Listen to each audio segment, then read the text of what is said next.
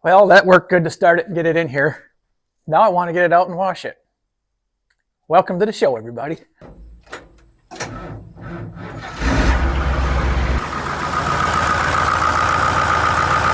Well, howdy, everybody. Welcome to today's program.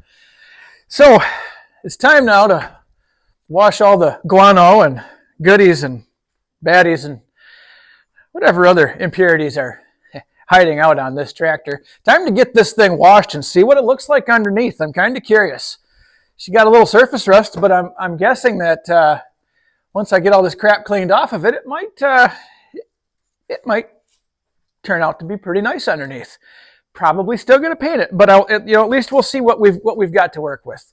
And since everybody thought this cab was so cool, I guess I'll leave it there for a while. It's all about the consumer, not about what I want. So anyway, guys, today what I'm going to do first, and I'm going to make this kind of quick. Now, as many of you mentioned, yes, this is indeed the old 24-volt system. Now, with that being said, the starter went out of this tractor on the other side somewhere in the 90s. And since the only person that wanted to use it was the guy's father-in-law, and he only used it for spring tillage, they'd pull start it once a year, park it on a hill, and if Dad ever wanted to take that tractor, why, he'd just roll her down the hill and pop the clutch, and he'd go work for the day. Which, that's fine. But I don't have any hills around here. I know there are at least 30% of you John Deere guys that are just going to start crying right now because I'm going to switch this to 12 volt. Hey, it's okay. It's okay. Leave yours 24. I'm going to change mine to 12 because, well, everything is shot. Starter shot, wiring shot, cables are shot. Obviously, there's 4 6-volt batteries in this thing that are all garbage. In fact, I got to show you this. That's an old Quality Farm and Fleet logo. Fun fact, the last time I saw a Quality Farm and Fleet, at least in the immediate area where I'm at, was 2000. So 20 plus years ago. But anyway, nevertheless, so here's my thing. 6-volt batteries aren't cheap. 24-volt starters aren't cheap. This system for electricity is not simple. I'm just going to go through here and cut the BS, throw it out, rewire the entire tractor with 12 volts. I see they make these kits for switching the old tanks to 24, and I've noticed that they're like $800, $700 somewhere. And I thought, maybe I could take care of, maybe I could do that a little cheaper. And I mean, for right now, if I get a starter, that's really all I need. I'm not working this thing hard. I will put a 1-wire alternator on it at some point, which I can get from my local auto parts store for about $60. 1-wire self-exciting alternator, so you can hook it direct and it will not run your battery dead. I only know that because I've done it on the Green Bastard and Turd Ferguson. They both work fine. I can leave them both set. They don't, it's fine. Trust me. So all I really need is a 12-volt battery, a key switch, an alternator, some cables and some wires, and I guarantee you I can do it for less than $800. So here's what I did. So I got on the trusty internet, found this 42MT 12-volt starter.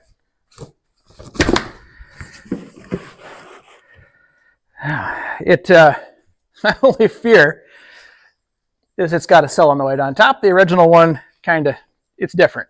So my only fear is that the solenoid is going to hit this intake, because this starter was supposed to be good for 50-10, 50-20, 75-20. That being said, it should work just fine in this 50-10, but I am going to yank the old starter out, put the new starter in, build 2 battery cables, wire up a switch real quick. All the rest of the wires are disconnected. None of the lights work. I mean, like I said, I got to rewire the whole thing anyway, so I'm just going to start with the simple stuff so I can actually start the tractor from inside the cab, and then we're going to pull it outside and power wash it. Let's get to this mess. Here's the 24-volt starter.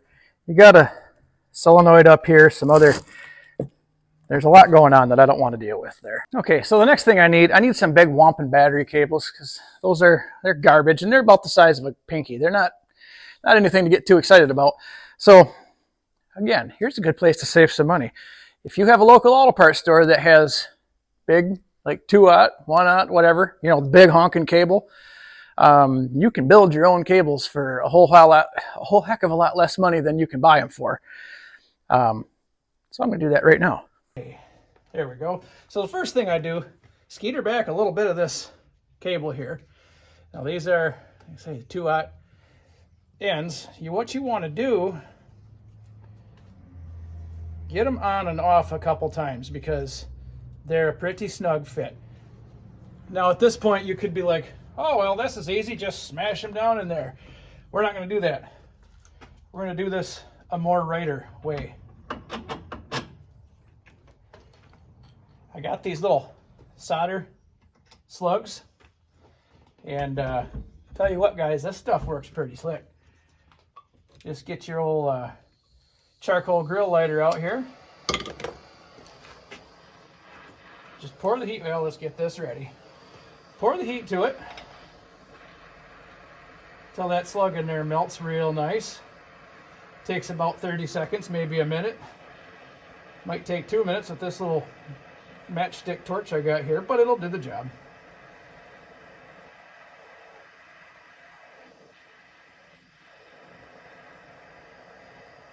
There we go, starting to turn into liquid now. These little slugs come with a little pre-shot of slag right in the middle of them, so they are melt ready. There we go. Turn into liquid. Almost ready.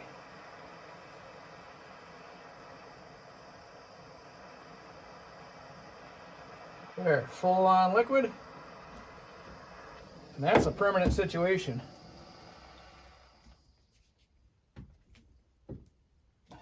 That's as far as I can get that in there. There you go.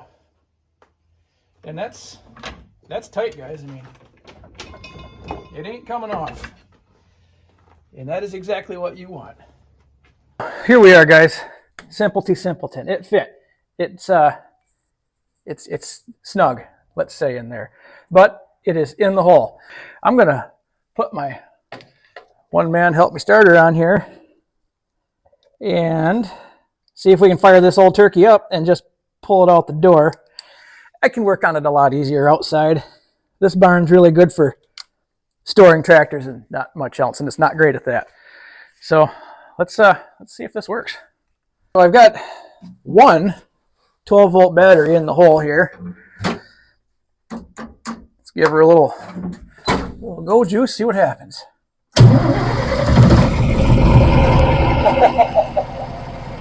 Yeah, that works really, really good. All right, let's get this thing out of here.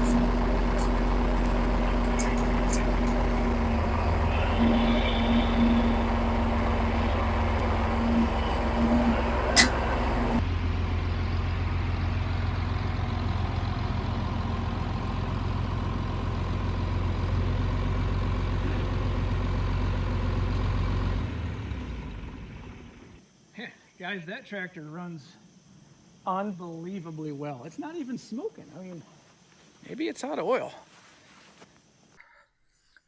Okay, guys, so now that we're out here in the daylight, you can see this a little bit yet better. That starter fits in there just nice. Cables are perfect. They'll carry a lot of power. Like I said, I have one stud-style semi-truck battery in this thing, and you can see right there, it fired it up like nothing. Let's get the key switch kind of fired up in this thing, and let's get to power washing. I'm kind of excited to see what this looks like underneath all that crap.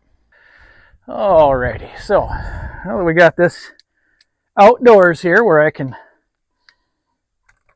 see what I'm doing, let's dig into this a little bit. Let's at least make a key switch for it. Right here, this is about all the more that you're going to need to at least make this tractor operational.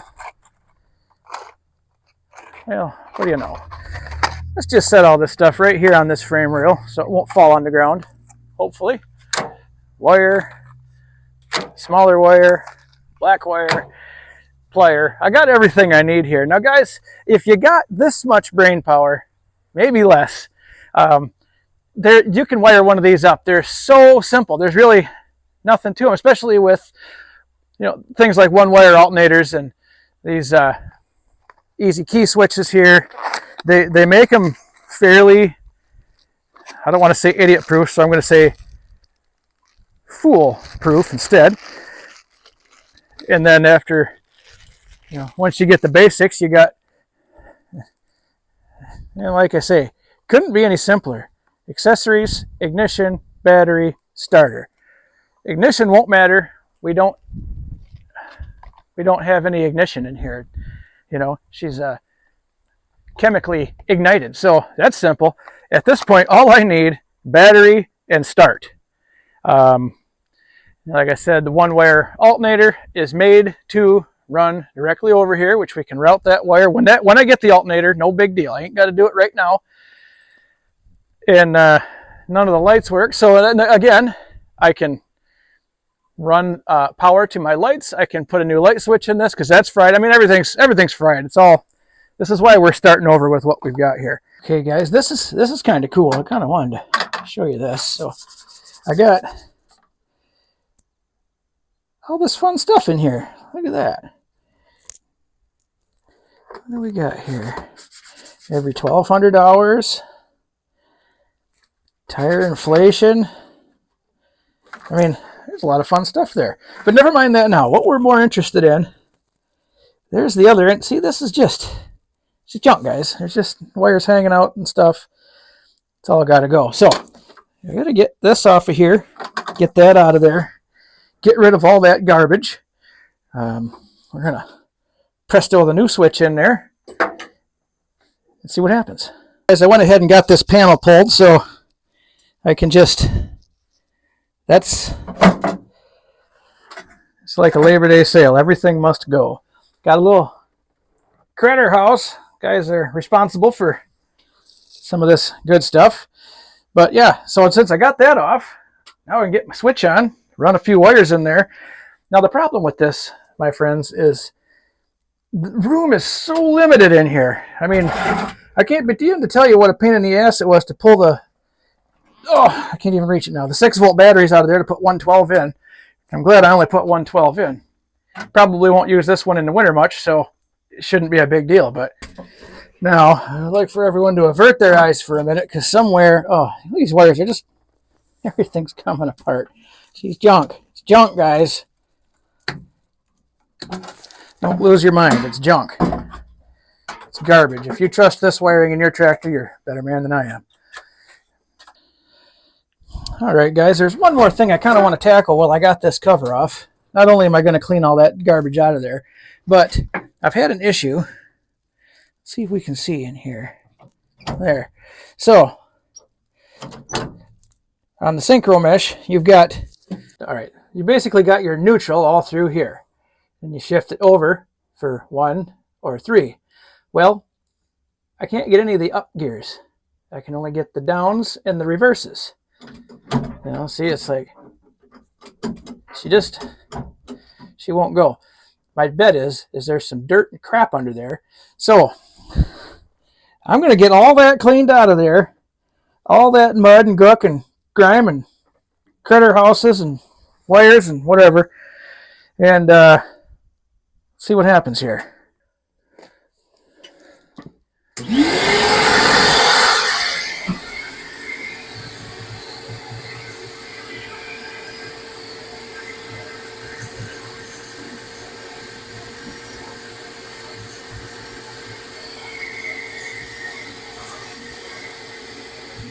Oh, this is going to be a minute. Huh.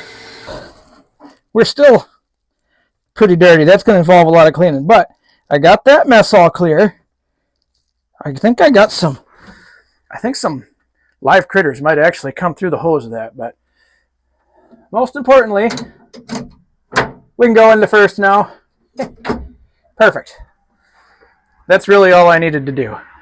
I got a red running straight from the battery. I got this for my jumper. Now it is a little bit smaller. It's only got to connect the solenoid. It's only pushing, it'll be fine, I promise you. So, let's get these two skinned back, tied onto that. Oh, look who come to join me here. She must have smelt the mouse goodies in there. You smell mouse goodies? Huh? No? Well, I'm glad you came to help. You don't come outside much anymore. Nope, that's you.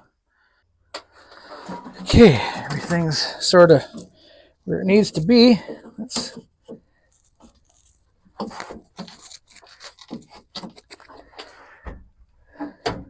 fiddlesticks. Where did I put the bolt?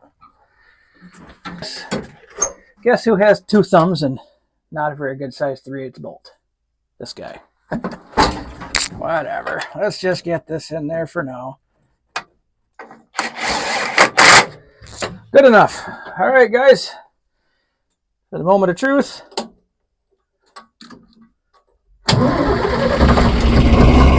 Wonderful.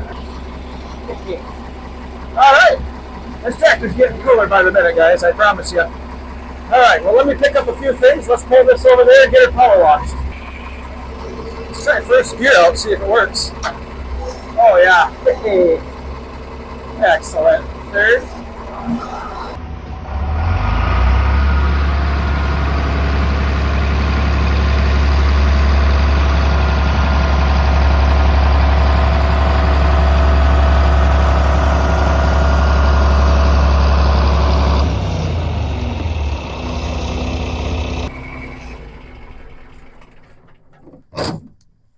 Let's see if I can figure this out. Well, I'm going to get water inside. That's all there is to it. I'm okay with that. It ain't like the inside isn't super clean. All right, everybody, prepare to be amazed. Or just prepare.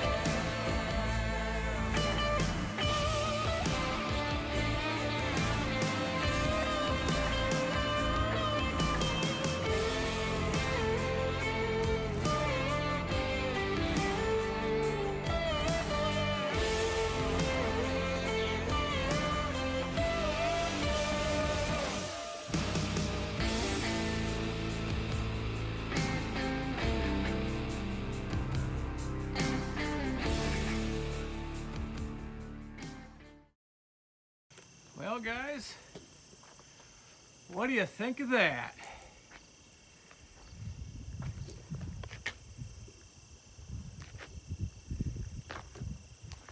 You know, she didn't come as clean as I hoped, but it came as clean as I expected.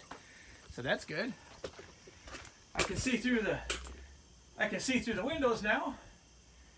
I can see the dash, kind of. So those are So those are all good things. Yeah, there's a lot of patina. Got a little slick spot there that didn't want to wash off, but otherwise, you know, guys, this old tractor's in pretty darn good shape. Can't complain. So guys, with that, that's going to do it for me and Big John today. Tune in next time we get this out. I'll get some oil and a filter and some fuel filters and an air filter and a couple tubes of grease. We're just going to service the whole thing, and maybe at that point in time it will dry out enough where I can actually take this out, hook it to my disc or something, and, you know, give it a run. So that's going to do it for me today, guys. Thanks for watching. We'll see you next time.